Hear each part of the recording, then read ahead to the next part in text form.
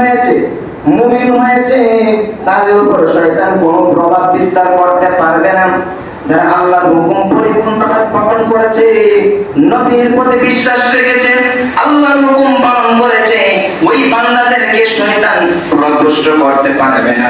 যদি আপনার ঈমান সঠিক থাকে, আপনার ঈমানটা কাজে থাকে, তাহলে শয়তান আপনাকে গুমরাহি করতে পারবে না, মৃত্যুর সময় আপনার ঈমান নষ্ট করতে পারবে না। কথা বলেন ঠিক কিনা? এর জন্য আপনাদেরকে বলতে চাই, রমজান মাস পেয়েছি, রমজানের পরিপূর্ণভাবে ওই রমজানকে আমরা সিয়াম সাধনা করতে হবে। সামনে যে 10টি দিন হয়েছে, ওই 10 দিনে ইতিকাফ করতে হবে। ইতিকাফ কিরকম ভাবে করবেন? ইতিকাফ কিভাবে করবেন?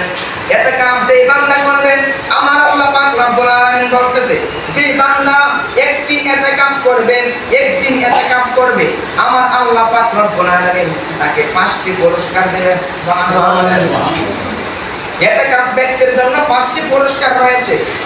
এখন আল্লাহর বান্দা আমরা আল্লাহর হুকুম পালন না করে কি আল্লাহর প্রিয় বান্দা হতে পারবো? নামাজ না পড়ে হওয়া যাবে না। নবীর সুন্নাত, আল্লাহর আদেশ